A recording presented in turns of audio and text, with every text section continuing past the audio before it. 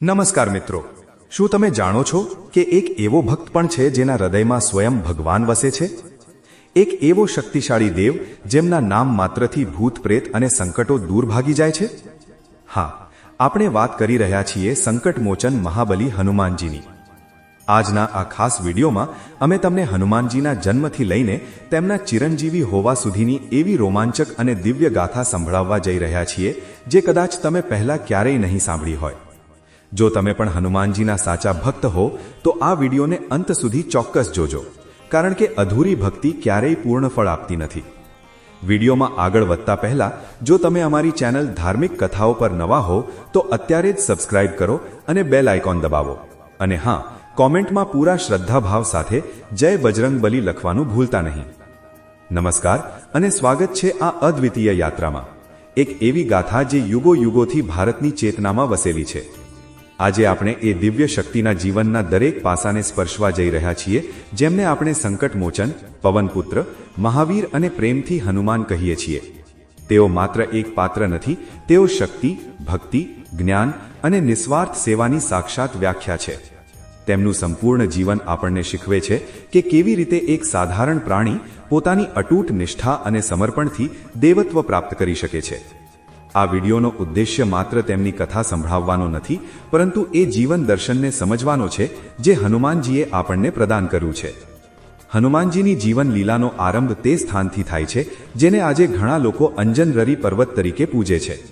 તેમના જન્મની કથા માત્ર ચમત્કારોથી ભરેલી નથી, પરંતુ તે દૈવી હસ્તક્ષેપ અને નિયતિના અદ્ભુત સંગમને પણ દર્શાવે છે. તેમના પિતા કેસરી વાનરોના એક શક્તિશાળી રાજા હતા, જે પોતાના સાહસ અને પરાક્રમ માટે વિખ્યાત હતા. તેઓ સ્વયં દેવતાઓના ગુરુ બૃહસ્પતિના શિષ્ય હતા અને તેમનું બળ સંપૂર્ણ વાનર જાતિમાં અદ્વિતીય હતું. કેસરીનું શૌર્ય અને પરાક્રમ જ હનુમાનજીમાં શારીરિક બળ તરીકે પ્રગટ થયું. પરંતુ હનુમાનજીની દિવ્યતાનો વાસ્તવિક સ્ત્રોત તેમની માતા અંજના હતા. પૌરાણિક કથાઓ અનુસાર માતા અંજના પૂર્વજન્મમાં પુંજસ્થલા નામની એક અપ્સરા હતા, જેમને એક શ્રાપને કારણે વાનરીનું રૂપ ધારણ કરવું પડ્યું હતું.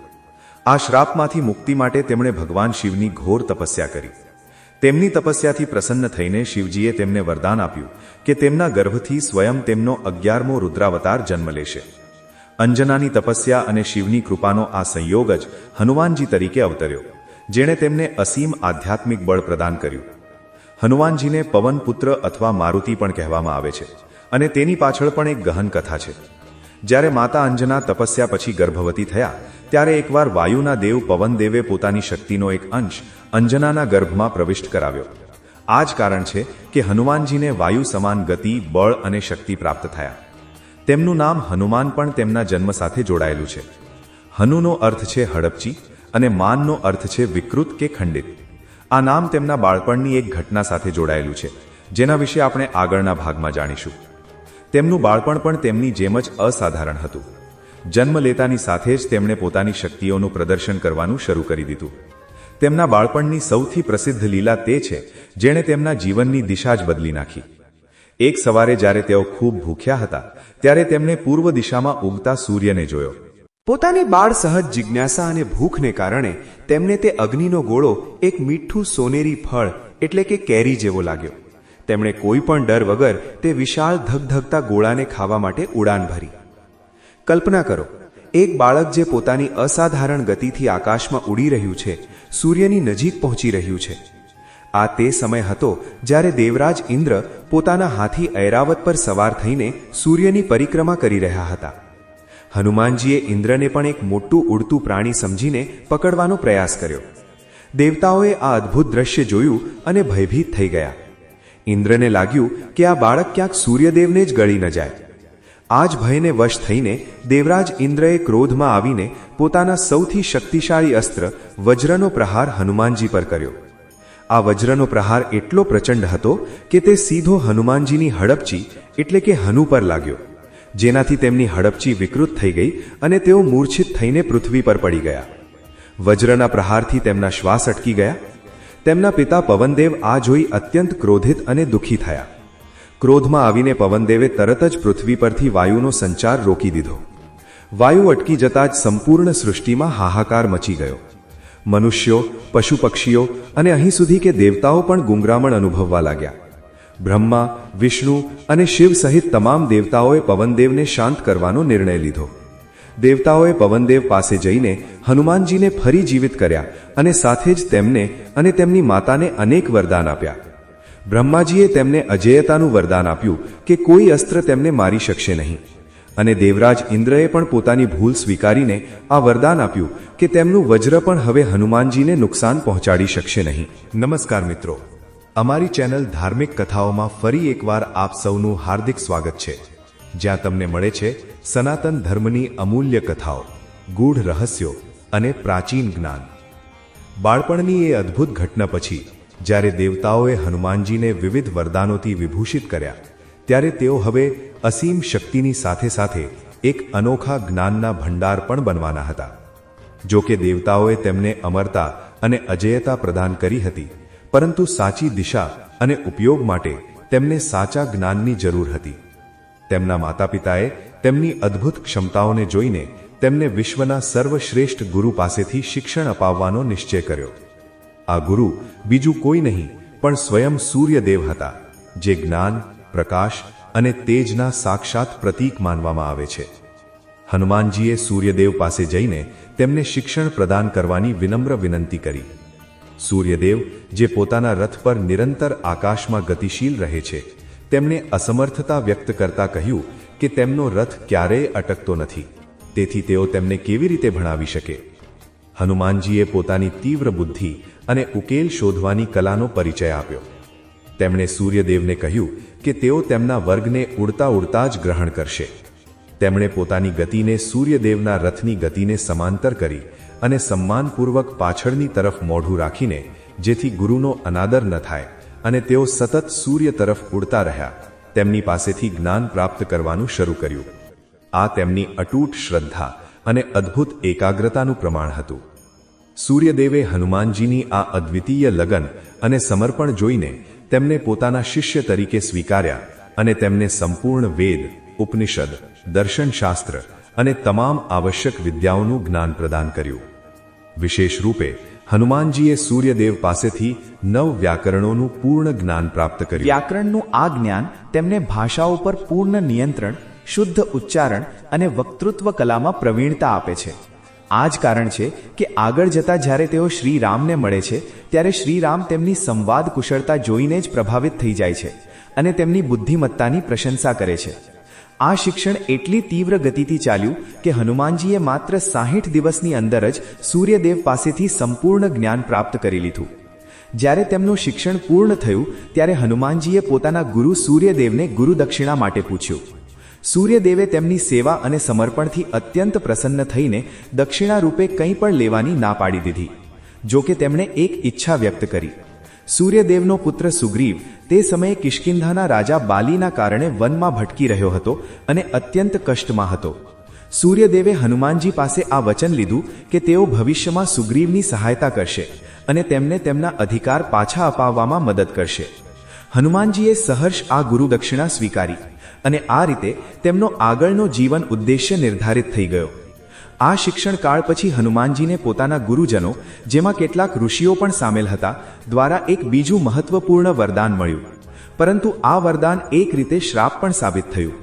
તેમના બાળપણની મસ્તીઓ અને અસીમ બળના દુરુપયોગને રોકવા માટે ઋષિઓએ તેમને શ્રાપ આપ્યો કે તેઓ પોતાની અસીમિત શક્તિ અને બળને ત્યાં સુધી ભૂલી જશે જ્યાં સુધી કોઈ તેમને યાદ નહીં અપાવે.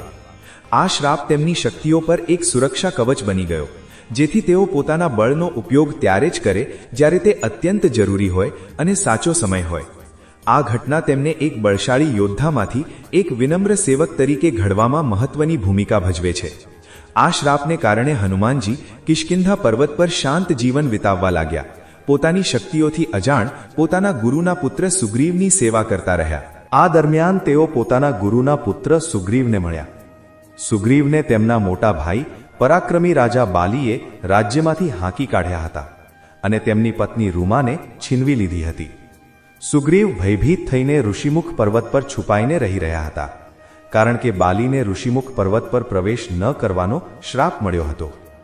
હનુમાનજીએ સૂર્યદેવને આપેલા વચનનું પાલન કરતા સુગ્રીવને પોતાના સ્વામી માની લીધા અને તેમના સૌથી વિશ્વસનીય મંત્રી અને સાથી બની ગયા. તેમણે પોતાની બુદ્ધિ અને કૂટનીતિનો ઉપયોગ કરીને સુગ્રીવને ધૈર્ય બંધાવ્યું અને તેમના માટે એક સુરક્ષિત આશ્રયનું સંચાલન કર્યું. આ તેમનું તે પ્રારંભિક જીવન હતું જ્યાં તેમની બુદ્ધિમત્તા અને નિષ્ઠાના બીજ રોપાયા હતા, જે આગળ જતા તેમને રામભક્ત તરીકે વિશ્વવિખ્યાત બનાવશે. શ્રી રામ સાથે મિલન. કિષ્કિંધાકાંડ. ઋષિમુખ પર્વત, જ્યાં સુગ્રીવ પોતાના કેટલાક નિષ્ઠાવાન સાથીઓ, જેમાં હનુમાનજી મુખ્ય હતા, સાથે દેશ નિકાલ જીવન જીવી રહ્યા હતા. તે સ્થાન એક દિવસ એક અણધારી ઘટનાનું સાક્ષી બન્યું. સુગ્રીવ અને હનુમાનજીએ પર્વતની તળેટીમાં બે તેજસ્વી શસ્ત્રધારી પુરુષોને જોયા. આ બંને બીજું કોઈ નહીં, અયોધ્યાના રાજકુમાર શ્રી રામ અને તેમના નાના ભાઈ લક્ષ્મણ હતા, જે પોતાની પત્ની સીતાના હરણ પછી ગહન શોક અને ચિંતામાં ભટકી રહ્યા હતા. શ્રી રામ અને લક્ષ્મણના આગમનથી સુગ્રીવ ભયભીત થઈ ગયા. તેમને લાગ્યું કે આ બંને કદાચ તેમના ભાઈ બાલી દ્વારા મોકલવામાં આવેલા યોદ્ધાઓ છે, જે તેમને મારવા આવ્યા છે. સુગ્રીવે તરત જ હનુમાનજીને આદેશ આપ્યો કે તેઓ એક સાધારણ બ્રાહ્મણનો વેશ ધારણ કરીને જાય અને તે બંને પુરુષોનો ઈરાદો જાણી લાવે. આ કાર્ય ખૂબ મહત્વનું હતું, કારણ કે સુગ્રીવનું જીવન હવે હનુમાનજીની બુદ્ધિમત્તા અને કૂટનીતિ પર નિર્ભર હતું. હનુમાનજીએ કોઈ પણ વિલંબ વગર પોતાના સ્વામીની આજ્ઞાનું પાલન કર્યું અને પર્વત પરથી નીચે ઉતરી આવ્યા. હનુમાનજીએ એક વિનમ્ર વિદ્વાન બ્રાહ્મણનો વેશ ધારણ કર્યો અને અત્યંત મધુર તથા શુદ્ધ સંસ્કૃતમાં શ્રી રામ અને લક્ષ્મણ પાસેથી તેમનો પરિચય પૂછ્યો. તેમના સંવાદની રીત, તેમની ભાષાની શુદ્ધતા અને તેમના ઉચ્ચારણમાં રહેલા જ્ઞાનને સાંભળીને શ્રી રામ અત્યંત પ્રભાવિત થયા. હનુમાનજીએ પોતાની વાતચીતમાં ક્યાંય પણ પોતાના વાસ્તવિક રૂપ કે બળનું પ્રદર્શન ન કર્યું, પરંતુ માત્ર પોતાની બુદ્ધિ અને વાણીનો પ્રયોગ કર્યો.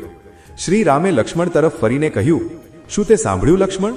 આ વ્યક્તિએ એક પણ અપશબ્દનો પ્રયોગ નથી કર્યો. આના મુખમાંથી કોઈ પણ વ્યાકરણ દોષ નથી નીકળ્યો. નિસંદેહ આ વ્યક્તિ વેદ અને વ્યાકરણનો મહાન જ્ઞાતા છે. આ ક્ષણ તે હતી જ્યારે શ્રી રામે હનુમાનજીની શક્તિ પહેલા તેમની બુદ્ધિમત્તા અને વિદ્વત્તાને ઓળખી. જ્યારે હનુમાનજીને જ્ઞાત થયું કે આ બંને પુરુષો સંત સ્વભાવના છે અને સહાયતાની શોધમાં છે, ત્યારે તેમણે પોતાનો અસલી પરિચય આપ્યો અને તેમને સુગ્રીવ પાસે લઈ જવાનો પ્રસ્તાવ મૂક્યો.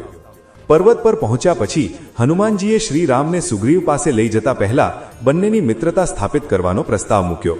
તેમણે તર્ક આપ્યો કે બંને પુરુષો, રામ અને સુગ્રીવ, આ સમયે દુઃખ અને દુર્ભાગ્યથી પીડિત છે.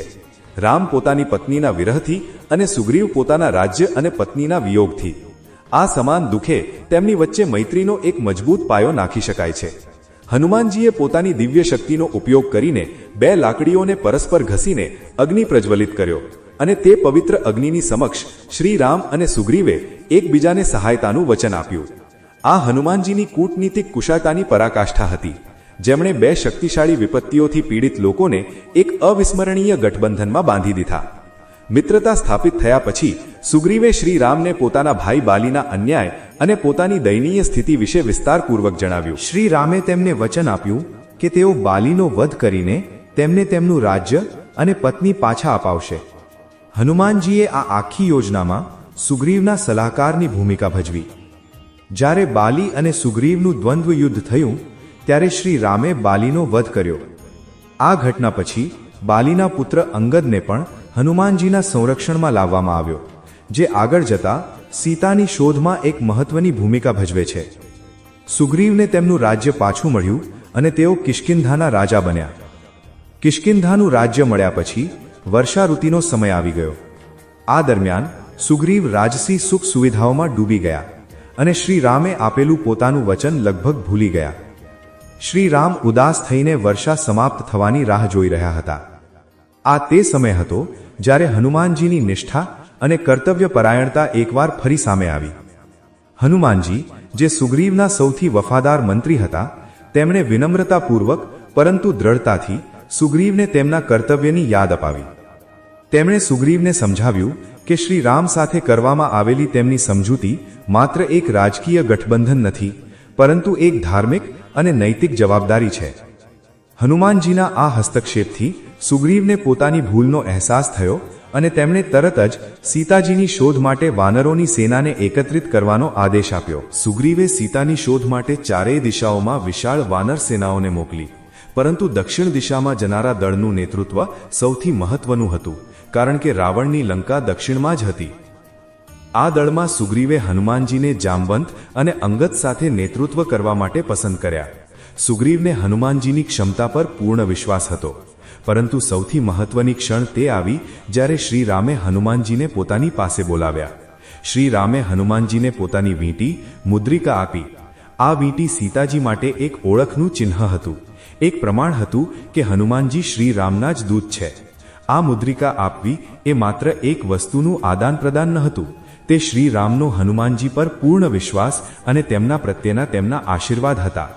આ ક્ષણથી હનુમાનજી માત્ર સુગ્રીવના મંત્રી ન રહ્યા, પરંતુ શ્રી રામના અંગત અને સૌથી મહત્વપૂર્ણ સેવક બની ગયા. સાગર પાર સુંદરકાંડની શરૂઆત. સીતાજીની શોધમાં દક્ષિણ દિશા તરફ નીકળેલા વાનર દળે અથાગ પરિશ્રમ કર્યો. તેમણે ગાઢ જંગલો, ઊંચા પર્વતો અને નદી નાળાઓને પાર કર્યા, પરંતુ ક્યાંય પણ તેમને સીતાજીનું કોઈ ચિહ્ન મળ્યું નહીં. અંતે તેઓ ભારતના છેવાડાના દક્ષિણ તટ પર પહોંચ્યા. તેમની સામે હતો વિશાળ અફાટ સમુદ્ર. આ તે ક્ષણ હતી જ્યારે વાનરસેરામાં નિરાશા અને ભય છવાઈ ગયો. આ સમુદ્ર પાર કરવો સાધારણ વાનરોના વશની વાત નહોતી. હનુમાનજી, જામવંત, અંગદ અને અન્ય મુખ્ય વીરો તટ પર બેસીને વિચાર વિમર્શ કરવા લાગ્યા. વાનરોના સમૂહમાં ઘણા એવા બળશાળી યોદ્ધાઓ હતા જે પોતાની ક્ષમતાઓને લઈને શંકામાં હતા. અંગદે પોતાની ક્ષમતા બતાવી કે તે સમુદ્ર પાર કરી શકે છે, પણ પાછા આવી શકતા નથી. અન્ય વાનરો પણ પોતાની મર્યાદાઓ જણાવીને શાંત થઈ ગયા. આ ગંભીર સંકટના સમયે હનુમાનજી પણ ચૂપચાપ બેઠા હતા. તેઓ શ્રાપને કારણે પોતાની અસીમ શક્તિઓને પૂરી રીતે ભૂલી ચૂક્યા હતા. તેમને યાદ જ નહોતું કે તેઓ સ્વયં પવનદેવના પુત્ર છે અને બાળપણમાં જ સૂર્યને ગળવાનું સાહસ કરી ચૂક્યા છે. ત્યારે વાનર સેનાના સૌથી વૃદ્ધ અને અનુભવી સભ્ય જામવંતજી આગળ આવ્યા. તેઓ જાણતા હતા કે હનુમાનજીની અંદર કેટલી અપાર શક્તિ છુપાયેલી છે. જામવંતજીએ અત્યંત પ્રેમ અને જ્ઞાન સાથે હનુમાનજીને સંબોધ્યા અને તેમને તેમના જન્મની ગાથા, બાળપણની લીલાઓ, સૂર્યદેવ પાસેથી શિક્ષણ લેવા અને ઋષિઓના શ્રાપની યાદ અપાવી. તેમણે હનુમાનજીને તેમના વાસ્તવિક સ્વરૂપનો બોધ કરાવ્યો. તેમને પવનપુત્ર કહીને બોલાવ્યા અને કહ્યું કે આ સમય છે જ્યારે તેમણે પોતાની શક્તિઓ જાગૃત કરવી પડશે. જામવંતજીના વચન સાંભળીને હનુમાનજીની સૂતેલી શક્તિઓ જાગૃત થઈ ગઈ. તેમને પોતાના બળ, પોતાની ગતિ અને પોતાના ઉદ્દેશ્યનું પૂર્ણ જ્ઞાન થઈ ગયું. તેમના શરીરમાં એક દૈવી ઊર્જાનો સંચાર થયો. તેમણે તરત જ પોતાનું શરીર વિશાળકાય કરી લીધું.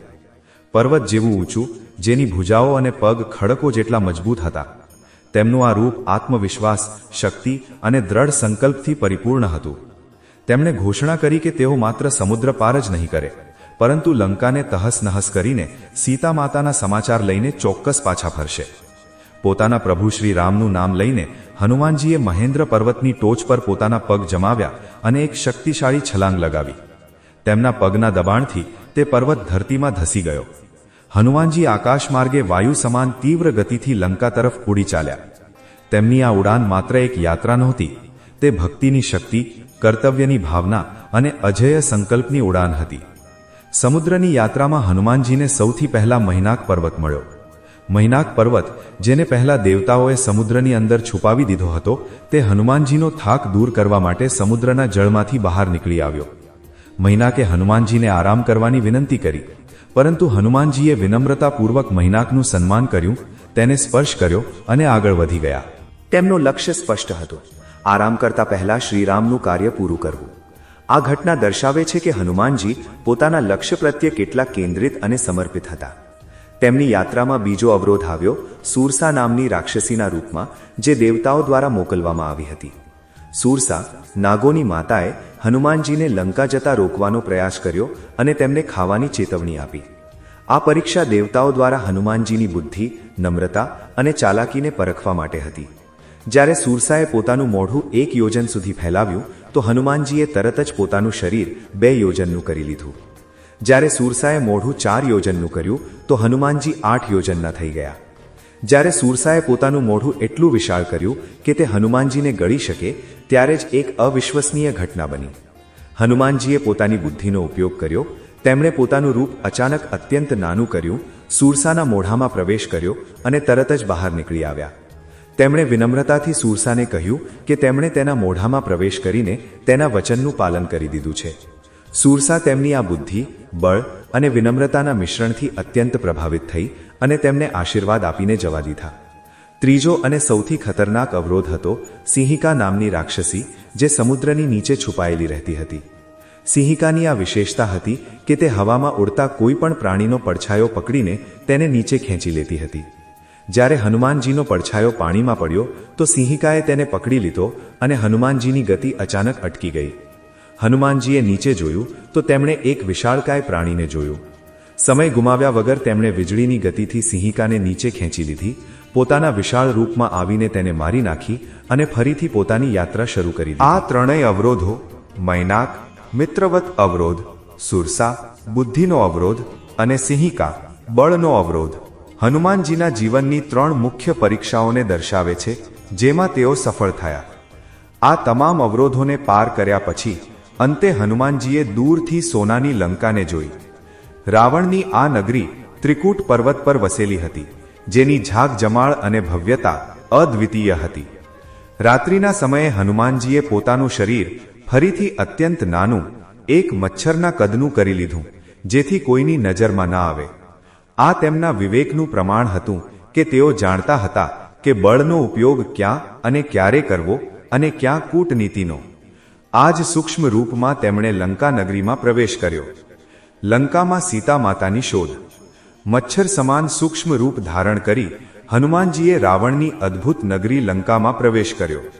આ નગરી માત્ર સોનાથી જડેલી નહોતી, પરંતુ ભયાનક રાક્ષસો અને પહેરેદારોથી સુરક્ષિત હતી. પ્રવેશતાની સાથે જ હનુમાનજીનો સામનો લંકાની મુખ્ય દ્વાર રક્ષક દેવી લંકી સાથે થયો, જેને લંકિની પણ કહેવામાં આવતી હતી. લંકિનીએ હનુમાનજીને તરત જ ઓળખી લીધા કે તેઓ કોઈ સાધારણ પ્રાણી નથી, પરંતુ શત્રુના દૂત છે.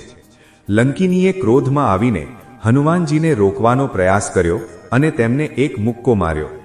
હનુમાનજીએ પોતાની શક્તિને નિયંત્રિત રાખતા લંકિનીને પોતાની મુઠ્ઠીના એક નાના પ્રહારથી જ ધરતી પર પાડી દીધી. લંકિની તરત સમજી ગઈ કે તેનો સામનો કોઈ અસાધારણ શક્તિ સાથે થયો છે. તેણે હનુમાનજીને જણાવ્યું કે તેને સ્વયં બ્રહ્માજીએ એકવાર કહ્યું હતું કે જે દિવસે કોઈ વાનર તેના પ્રહારથી ધરતી પર પડી જશે, તે જ દિવસે રાવણના ખરાબ દિવસો શરૂ થઈ જશે. આ પ્રકારે લંકિનીએ હનુમાનજીને રસ્તો આપ્યો. આ હનુમાનજીની પહેલી જીત હતી.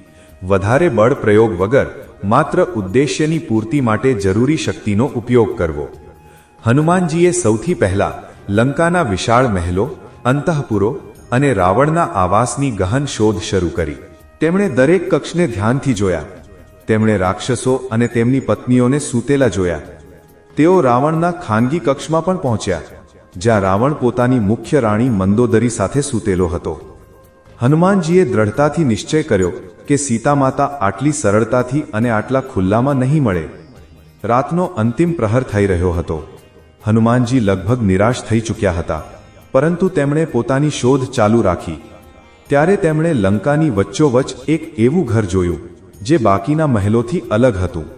તે ઘરની ઉપર તુલસીનો છોડ હતો અને તેની અંદરથી રામ નામનો જાપ સંભળાઈ રહ્યો હતો.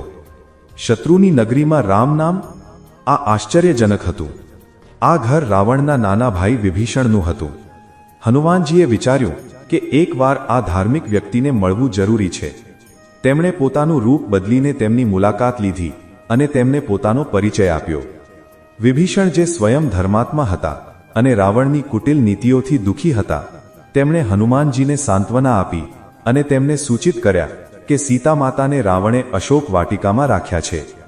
વિભીષણ પાસેથી માહિતી મેળવીને હનુમાનજી તરત જ અશોક વાટિકા તરફ ચાલી નીકળ્યા. આ વાટિકા અત્યંત સુંદર પણ પહેરેદારોથી ઘેરાયેલી હતી. તેમણે એક ઝાડની ઘટાદાર ડાળીઓમાં છુપાઈને માતા સીતાની શોધ કરી. જલ્દી જ તેમને એક અત્યંત દુઃખી, તપોમય રૂપમાં વૃક્ષની નીચે બેઠેલી એક સ્ત્રી દેખાઈ. તે સ્ત્રી ન તો સાજ સજાવટમાં હતી કે ન તો વિલાસિતામાં. તેમના વસ્ત્રો મેલા હતા અને તેઓ નિરંતર ચિંતામાં ડૂબેલા હતા. આ રૂપ સીતા માતાનું જ હતું. હનુમાનજીનું હૃદય પોતાની માતાના આ દુઃખને જોઈને વિંધાઈ ગયું. અડધી રાત્રે રાવણ પોતાના પૂરા અહંકાર અને સૈન્ય સાથે સીતા માતા પાસે આવ્યો. તેણે તેમને ડરાવ્યા, ધમકાવ્યા અને લગ્ન માટે દબાણ કર્યું. રાવણની તમામ ધમકીઓના જવાબમાં સીતા માતાએ એક ઘાસનું તણખલું ઉઠાવ્યું અને તેને રાવણ તથા પોતાની વચ્ચે રાખીને વાત કરી. આ ક્રિયા તેમની પવિત્રતા, દૃઢતા અને રાવણ પ્રત્યેની તેમની પૂર્ણ અનાસક્તિનું પ્રતીક હતી. રાવણના ગયા પછી રાક્ષસીઓ, વિશેષ કરીને ત્રિજટા સીતા માતાને સાંત્વના આપવા લાગી. હનુમાનજી આ બધું છુપાઈને જોઈ રહ્યા હતા. રાવણ અને રાક્ષસીઓના ગયા પછી હનુમાનજીએ વિચાર્યું કે તેમની સાથે કઈ રીતે સંપર્ક કરવો. જો તેઓ સીધા સામે આવતે તો સીતા માતા તેમને રાક્ષસ સમજીને ભયભીત થઈ શકતા હતા. હનુમાનજીએ પોતાની બુદ્ધિમત્તાનો ઉપયોગ કર્યો. તેમણે ઝાડની ડાળી પરથી રામકથા ગાવાનું શરૂ કર્યું. રામ નામ સાંભળીને સીતા માતાએ ઉપર જોયું. ત્યારે હનુમાનજી અત્યંત વિનમ્રતાથી નીચે ઉતર્યા અને પોતાના શરીરને એક સાધારણ વાનરના રૂપમાં રાખ્યું, જેથી તેમને ડર ન લાગે. તેમણે ધીમેથી શ્રી રામ દ્વારા આપવામાં આવેલી મીઠી મુદ્રિકા સીતા માતાના ચરણોમાં રાખી દીધી. શ્રી રામને મુદ્રિકા જોતાની સાથે જ સીતા માતાનું દુઃખ ક્ષણભરમાં ગાયબ થઈ ગયું. તેમને વિશ્વાસ થઈ ગયો કે આ વાનર કોઈ સાધારણ દૂત નથી, પરંતુ શ્રી રામનો અત્યંત પ્રિય સેવક છે. તેમણે હનુમાનજીને તેમની યાત્રા અને શ્રીરામના હાલચાલ પૂછ્યા. હનુમાનજીએ તેમને શ્રીરામનો સંદેશ સંભળાવ્યો અને તેમને સાંત્વના આપી કે જલ્દી જ શ્રીરામ તેમને લેવા આવશે. સીતા માતાએ હનુમાનજીને આશીર્વાદ આપ્યા અને તેમને પોતાની તરફથી ચૂડામણી, એક આભૂષણ આપ્યું, જે શ્રીરામને પ્રમાણ તરીકે આપવાની હતી. હનુમાનજીએ સીતા માતાને એ પણ પૂછ્યું કે શું તેઓ તેમને પોતાની પીઠ પર બેસાડીને અત્યારે જ અયોધ્યા લઈ જાય, પરંતુ સીતા માતાએ આ પ્રસ્તાવનો અસ્વીકાર કર્યો. યુદ્ધ દરમિયાન હનુમાનજીએ જાણી જોઈને મેઘનાદને અવસર આપ્યો કે તે તેમને બ્રહ્માસ્ત્રથી બાંધી શકે. હનુમાનજીએ બ્રહ્માજી પાસેથી મળેલા વરદાનને કારણે બ્રહ્માસ્ત્રનું સન્માન કર્યું અને સ્વયં પોતાને તે પાશમાં બંધાવા દીધા. તેમને એવું એટલા માટે કર્યું જેથી તેમને રાવણની સભામાં જવાનો અવસર મળી શકે અને તેઓ સીધા રાવણને ચેતવણી આપી શકે. જેવું બ્રહ્માસ્ત્રનું પ્રભાવ સમાપ્ત થયું, રાક્ષસોએ હનુમાનજીને સાધારણ દોરડાઓથી બાંધી લીધા અને તેમને ઘસીને રાવણની સભામાં લઈ ગયા. રાવણની વિશાળ અને ભવ્ય સભામાં જ્યાં તમામ રાક્ષસો રાવણની પ્રશંસા કરતા હતા, ત્યાં હનુમાનજીને લાવવામાં આવ્યા. રાવણે હનુમાનજીને પૂછ્યું કે તેઓ કોણ છે, કયા ઉદ્દેશ્યથી આવ્યા છે અને કોના કહેવા પર તેમને લંકામાં આટલો ઉત્પાત મચાવ્યો છે. હનુમાનજીએ નીડરતાથી પોતાનો પરિચય આપ્યો. તેમણે સ્પષ્ટ રીતે કહ્યું કે તેઓ શ્રીરામના દૂત છે, જેમને તેમણે સીતા માતાની શોધ માટે મોકલ્યા છે. તેમણે રાવણને ચેતવણી આપી કે તે અહંકાર ત્યાગી દે અને તરત જ સીતા માતાને સન્માનપૂર્વક શ્રીરામને પાછા સોંપી દે, અન્યથા તેના વિનાશનો સમય નજીક છે. રાવણ, જે પોતાના અપમાન અને અહંકારના કારણે ક્રોધિત થઈ ચૂક્યો હતો, તેણે તરત જ હનુમાનજીનો વધ કરવાનો આદેશ આપ્યો. ત્યારે રાવણના નાના ભાઈ વિભીષણે હસ્તક્ષેપ કર્યો. વિભીષણે રાવણને સમજાવ્યું કે દૂતનો વધ કરવો એ રાજનીતિ અને ધર્મની વિરુદ્ધ છે. રાવણે વિભીષણની વાત તો માની લીધી, પણ તેણે હનુમાનજીને અપમાનિત કરવાનો નિશ્ચય કર્યો. તેણે આદેશ આપ્યો કે વાનર માટે પૂંછડી જ બધું હોય છે, તેથી તેમની પૂંછડીમાં આગ લગાડીને તેમને આખા નગરમાં ફેરવવામાં આવે. રાક્ષસોએ હનુમાનજીની પૂંછડીને જાડા કપડાં અને તેલથી લપેટી દીધી અને તેમાં આગ લગાડી દીધી. આ કાર્ય હનુમાનજી માટે અપમાનજનક હતું, પણ તેમને તેને લંકાને પાઠ ભણાવવાની તક માની. યુદ્ધ દરમિયાન હનુમાનજીએ જાણી જોઈને મેઘનાદને અવસર આપ્યો કે તે તેમને બ્રહ્માસ્ત્રથી બાંધી શકે. હનુમાનજીએ બ્રહ્માજી પાસેથી મળેલા વરદાનને કારણે બ્રહ્માસ્ત્રનું સન્માન કર્યું અને સ્વયં પોતાને તે પાશમાં બંધાવા દીધા. તેમને એવું એટલા માટે કર્યું જેથી તેમને રાવણની સભામાં જવાનો અવસર મળી શકે અને તેઓ સીધા રાવણને ચેતવણી આપી શકે. જેવું બ્રહ્માસ્ત્રનું પ્રભાવ સમાપ્ત થયું, રાક્ષસોએ હનુમાનજીને સાધારણ દોરડાઓથી બાંધી લીધા અને તેમને ઘસીને રાવણની સભામાં લઈ ગયા. રાવણની વિશાળ અને ભવ્ય સભામાં જ્યાં તમામ રાક્ષસો રાવણની પ્રશંસા કરતા હતા, ત્યાં હનુમાનજીને લાવવામાં આવ્યા. રાવણે હનુમાનજીને પૂછ્યું કે તેઓ કોણ છે, કયા ઉદ્દેશ્યથી આવ્યા છે અને કોના કહેવા પર તેમને લંકામાં આટલો ઉત્પાત મચાવ્યો છે. હનુમાનજીએ નીડરતાથી પોતાનો પરિચય આપ્યો. તેમણે સ્પષ્ટ રીતે કહ્યું કે તેઓ શ્રીરામના દૂત છે, જેમને તેમણે સીતા માતાની શોધ માટે મોકલ્યા છે. તેમણે રાવણને ચેતવણી આપી કે તે અહંકાર ત્યાગી દે અને તરત જ સીતા માતાને સન્માનપૂર્વક શ્રીરામને પાછા સોંપી દે, અન્યથા તેના વિનાશનો સમય નજીક છે. રાવણ, જે પોતાના અપમાન અને અહંકારના કારણે ક્રોધિત થઈ ચૂક્યો હતો, તેણે તરત જ હનુમાનજીનો વધ કરવાનો આદેશ આપ્યો. ત્યારે રાવણના નાના ભાઈ વિભીષણે હસ્તક્ષેપ કર્યો. વિભીષણે રાવણને સમજાવ્યું કે દૂતનો વધ કરવો એ રાજનીતિ અને ધર્મની વિરુદ્ધ છે. રાવણે વિભીષણની વાત તો માની લીધી, પણ તેણે હનુમાનજીને અપમાનિત કરવાનો નિશ્ચય કર્યો. તેણે આદેશ આપ્યો કે વાનર માટે પૂંછડી જ બધું હોય છે, તેથી તેમની પૂંછડીમાં આગ લગાડીને તેમને આખા નગરમાં ફેરવવામાં આવે. રાક્ષસોએ હનુમાનજીની પૂંછડીને જાડા કપડાં અને તેલથી લપેટી દીધી અને તેમાં આગ લગાડી દીધી. આ કાર્ય હનુમાનજી માટે અપમાનજનક હતું, પણ તેમને તેને લંકાને પાઠ ભણાવવાની તક માની. જેવી તેમની પૂંછડીમાં આગ લાગી, હનુમાનજીએ તરત જ પોતાના શરીરને અત્યંત વિશાળ કરી લીધું. તેમણે પૂંછડીમાં લાગેલી આગનો ઉપયોગ કર્યો અને એક ઊંચા મહેલની છત પર કૂદી ગયા. પોતાની સળગતી પૂંછડી સાથે હનુમાનજીએ એક મહેલથી બીજા મહેલ પર છલાંગ લગાવવાનું શરૂ કરી દીધું. પવનદેવ, તેમના પિતાએ પણ તેમની સહાયતા કરી અને વાયુને તીવ્ર કરી દીધો. લંકા જે સોનાની નગરી હતી, હવે આગની જ્વાળાઓમાં સળગવા લાગી. ચારે બાજુ ત્રાહિમામ મચી ગયો. હનુમાનજીએ જાણી જોઈને માત્ર રાવણના અહંકાર અને શક્તિના પ્રતીક સમાન મહેલો અને ભવનોને સળગાવ્યા, પરંતુ વિભીષણનું ઘર સુરક્ષિત છોડી દીધું. હનુમાનજીએ લંકાનું દહન કરી દીધું અને એ સુનિશ્ચિત કર્યું કે રાવણ અને તેના રાક્ષસોને શ્રી રામના દૂતની શક્તિનો ભાન થઈ જાય. લંકાને પૂરી રીતે સળગાવી દીધા પછી હનુમાનજીએ પોતાની પૂંછડીને સમુદ્રના જળમાં બુઝાવી. તેમણે એકવાર ફરી અશોક વાટિકા જઈને સીતા માતાને સૂચિત કર્યા કે તેમણે પોતાનું કાર્ય પૂરું કરી લીધું છે અને તેઓ હવે શ્રી રામ પાસે જઈ રહ્યા છે. સીતા માતાએ તેમને વિજયી થવાના આશીર્વાદ આપ્યા અને પોતાની ચૂડામણી આપી. હનુમાનજીએ ફરી તે જ વિરાટ રૂપ ધારણ કર્યું અને તે જ ગતિથી સમુદ્ર પાર કરીને પાછા મહેન્દ્ર પર્વત પર વાનર સેના પાસે પહોંચ્યા. હનુમાનજીએ પાછા આવીને સૌથી પહેલા પોતાની સફળતાની ઘોષણા કરી અને સીતા માતા દ્વારા આપવામાં આવેલું પ્રમાણ ચૂડામણી અંગદ અને જામવંતને બતાવ્યા. તેમની વાપસીથી વાનરોમાં ઉત્સાહની લહેર દોડી ગઈ. પોતાની ખુશી વ્યક્ત કરવા માટે વાપસીના રસ્તે તેમણે સુગ્રીવના મધુવન મધના વનમાં પ્રવેશ કર્યો અને તમામ નિયમો તોડીને ધરાઈને મધ ખાધું અને તોડફોડ કરી. જ્યારે આ સમાચાર સુગ્રીવ પાસે પહોંચ્યા તો તેઓ સમજી ગયા કે આ ઉત્પાત માત્ર ત્યારે જ થઈ શકે જ્યારે હનુમાનજી સફળતાપૂર્વક સીતા માતાની શોધ કરી ચૂક્યા હોય. હનુમાનજીએ અંતે શ્રી રામને ચૂડામણી આપી અને આખી ઘટનાનું વર્ણન કર્યું. યુદ્ધ અને સંજીવની. લંકાકાંડ. સીતા માતાની શોધ થયા પછી શ્રી રામે તાત્કાલિક લંકા પર ચઢાઈ કરવાની તૈયારી શરૂ કરી દીધી. સૌથી મોટો પડકાર હતો વિશાળ સમુદ્રને પાર કરવો. વિભીષણની સલાહ પર શ્રી રામે સમુદ્ર દેવતાને પ્રાર્થના કરી અને તેમની આજ્ઞાથી નલ અને નીલ નામના વાનર શિલ્પકારોએ સમુદ્ર પર એક અદ્ભુત પુલ, જે રામસેતુ તરીકે ઓળખાય છે, નું નિર્માણ શરૂ કર્યું. હનુમાનજીએ આ કાર્યમાં પોતાની પૂરી શક્તિ લગાવી દીધી. તેઓ વિશાળકાય ખડકો અને પહાડો ઉઠાવી લાવતા હતા અને તેમને પુલ નિર્માણ દળને સોંપતા હતા. તેમનું યોગદાન માત્ર શારીરિક બળનું નહોતું, પરંતુ તેઓ પોતાની પ્રેરણા અને ઉત્સાહથી આખી વાનર સેનાનું મનોબળ પણ વધારતા હતા. પુલ પાર કર્યા પછી શ્રી રામની વાનર સેનાએ લંકાને ઘેરી લીધી અને ધર્મ તથા અધર્મનો મહાસંગ્રામ શરૂ થઈ ગયો. યુદ્ધ દરમિયાન હનુમાનજીએ પોતાની અદ્વિતીય વીરતા અને ભયંકર પરાક્રમનું પ્રદર્શન કર્યું. તેમણે રાવણની સેનાના મોટા મોટા મહારથીઓને એકલા જ ધૂળ ચાટતા કરી દીધા. તેમનું યુદ્ધ કૌશલ્ય એટલું પ્રભાવી હતું કે રાક્ષસ સેનામાં માત્ર તેમનું નામ સાંભળતા જ ભય વ્યાપી જતો હતો.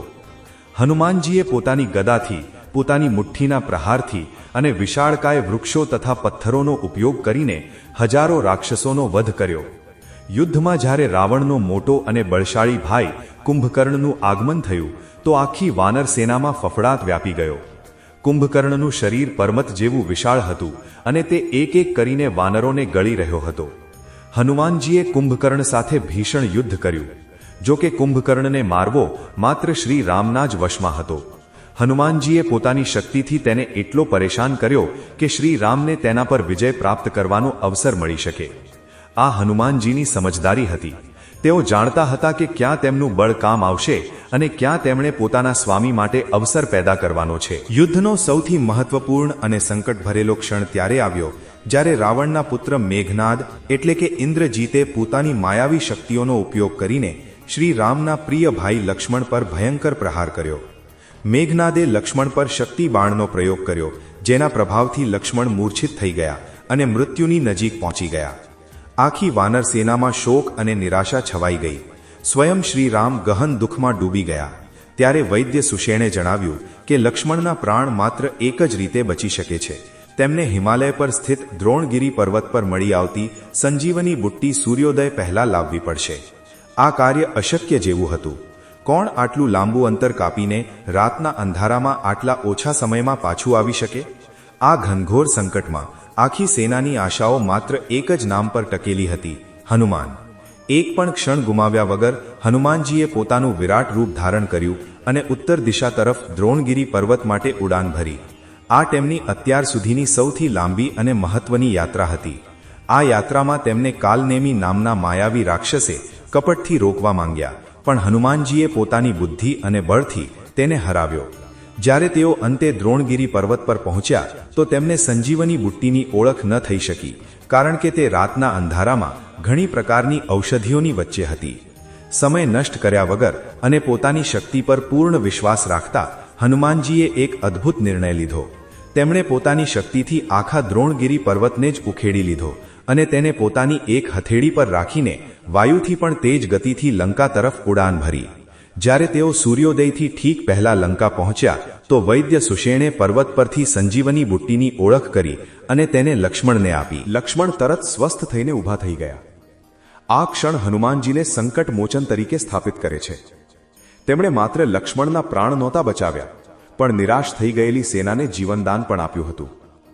આ અદ્વિતીય સેવાથી અભિભૂત થઈને શ્રીરામે હનુમાનજીને ગળે લગાવી લીધા અને કહ્યું, હે પવનપુત્ર, તે જે કર્યું છે તેનું ઋણ હું ક્યારેય ચૂકવી શકીશ નહીં. યુદ્ધના અંતિમ તબક્કામાં એક બીજો મોટો પડકાર આવ્યો. જ્યારે પાતાળ લોકનો રાક્ષસ રાજા અહિરાવણ પોતાની માયાવી શક્તિથી શ્રીરામ અને લક્ષ્મણને સૂતી વખતે હરણ કરીને પાતાળ લઈ ગયો અને તેમની બલિ આપવાની તૈયારી કરવા લાગ્યો. આ સમાચાર મળતા જ હનુમાનજી તરત પાતાળ લોક પહોંચ્યા. ત્યાં તેમણે અહિરાવણ સાથે ભીષણ યુદ્ધ કર્યું અને અંતે પોતાની બુદ્ધિ અને ભક્તિનો ઉપયોગ કરીને અહિરાવણનો વધ કર્યો. તેમણે શ્રીરામ અને લક્ષ્મણને હેમખેમ પાછા લાવીને યુદ્ધના મેદાનમાં ઊભા કર્યા. આ પ્રકારે તેમણે યુદ્ધના દરેક મહત્વપૂર્ણ અને ખતરનાક વળાંક પર પોતાના સ્વામીની રક્ષા કરી. રાજ્યાભિષેક અને ચિરંજીવી. ભીષણ યુદ્ધની સમાપ્તિ થઈ. રાવણ અને તેના અહંકારી વંશનો અંત થયો. ધર્મની સ્થાપના થઈ. શ્રી રામે વિભીષણને લંકાના રાજા નિયુક્ત કર્યા અને તેમના રાજ્યાભિષેકમાં સહાયતા કરી.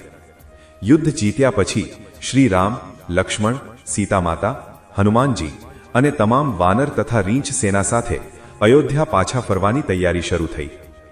લંકાથી અયોધ્યા સુધીની વાપસી માટે તેમણે રાવણના વિમાન પુષ્પક વિમાનનો ઉપયોગ કર્યો. અયોધ્યા આગમન પર સંપૂર્ણ નગરમાં આનંદ અને ઉત્સવ છવાઈ ગયો. ભરત, શત્રુઘ્ન અને માતાઓ કૌશલ્યા, કૈકેયી, સુમિત્રા શ્રી રામને પાછા મેળવીને ભાવ વિભોર થઈ ગઈ. શ્રી રામનો અયોધ્યાના સિંહાસન પર ભવ્ય રાજ્યાભિષેક થયો. આ માત્ર એક રાજાનો રાજ્યાભિષેક નહોતો, પણ ધર્મ, ન્યાય અને સત્યની વિજયનો ઉત્સવ હતો. આ આખા સમારોહમાં હનુમાનજી વિનમ્રતા અને ભક્તિ સાથે સૌથી પાછળ ઊભા રહીને પોતાના સ્વામીની સેવા કરી રહ્યા હતા. રાજ્યાભિષેક પછી શ્રી રામે તે તમામ લોકોને ઉપહાર અને સન્માન આપ્યા જેમણે આ મહાન કાર્યમાં તેમનો સાથ આપ્યો હતો. તેમણે સુગ્રીવ, વિભીષણ, અંગદ, જામવંત અને અન્ય તમામ મુખ્ય વીરોને બહુમૂલ્ય ઉપહાર પ્રદાન કર્યા. અંતમાં જ્યારે શ્રી રામે હનુમાનજી તરફ જોયું તો તેમની આંખોમાં ગહન પ્રેમ અને કૃતજ્ઞતા હતી. તેમણે હનુમાનજીને એક મોતીઓને દિવ્ય માળા ભેટમાં આપી જે સીતા માતાએ તેમને આપી હતી. બધા ઉપસ્થિત હતા જ્યારે હનુમાનજીએ તે મોતીઓની માળા હાથમાં લીધી. તેમણે એક એક મોતીને પોતાના દાંતથી તોડ્યું, તેને સૂંઘ્યું અને પછી ફેંકી દીધું. આ જોઈને દરબારમાં ઉપસ્થિત તમામ લોકો, અહીં સુધી કે કેટલાક દેવતાઓ પણ આશ્ચર્યચકિત થઈ ગયા. તેમણે હનુમાનજીના આ કૃત્યને અપમાનજનક માન્યું. સીતા માતા અને શ્રી રામે હનુમાનજીને આ અજીબ વ્યવહારનું કારણ પૂછ્યું. હનુમાનજીએ વિનમ્રતાપૂર્વક ઉત્તર આપ્યો, પ્રભુ, આ માળા બહુમૂલ્ય છે, પરંતુ મારા માટે તે વસ્તુ જ મૂલ્યવાન છે જેમાં આપનું નામ વિદ્યમાન હોય. મેં આ માળાના દરેક મોતીને તોડીને જોયું કે ક્યાંક તેમાં રામ નામની ધ્વનિ કે સ્પંદન તો નથી ને. જે વસ્તુમાં મારા પ્રભુનું નામ નથી તે મારા કોઈ કામની નથી. જ્યારે ઉપસ્થિત લોકોએ પૂછ્યું, જો તમે દરેક વસ્તુમાં રામ નામ ઈચ્છો છો તો શું તમારા શરીરમાં રામ નામ છે? આના પર હનુમાનજીએ કોઈ પણ સંકોચ વગર પોતાની અતૂટ ભક્તિનું અંતિમ અને સર્વોચ્ચ પ્રમાણ આપ્યું. તેમણે પોતાના નખથી પોતાની છાતી ચીરી નાખી અને બધાએ જોયું કે તેમના હૃદયની અંદર શ્રી રામ અને સીતા માતાની છબી વાસ કરે છે. આ દ્રશ્ય જોઈને દરબારમાં ઉપસ્થિત દરેક વ્યક્તિ ભાવુક થઈ ઉઠી. આ માત્ર ભક્તિ નહોતી, તે સમર્પણની પરાકાષ્ઠા હતી, જ્યાં સેવક અને સ્વામી, ભક્ત અને ભગવાન વચ્ચે કોઈ ભેદ રહ્યો નહોતો. શ્રી રામે હનુમાનજીને ગળે લગાવી લીધા અને તેમને અષ્ટસિદ્ધિઓ અને નવનિધિઓની સાથે સાથે આ અમૂલ્ય વરદાન આપ્યું, જ્યાં સુધી આ ધરા પર મારી કથા એટલે કે રામકથા કહેવાતી રહેશે ત્યાં સુધી તું જીવિત રહીશ. શ્રી રામે તેમને ચિરંજીવી હોવાનું વરદાન આપ્યું, જેથી તેઓ સદાય ધરતી પર ધર્મની રક્ષા કરી શકે અને ભક્તોને તેમની ભક્તિનું માર્ગદર્શન કરી શકે.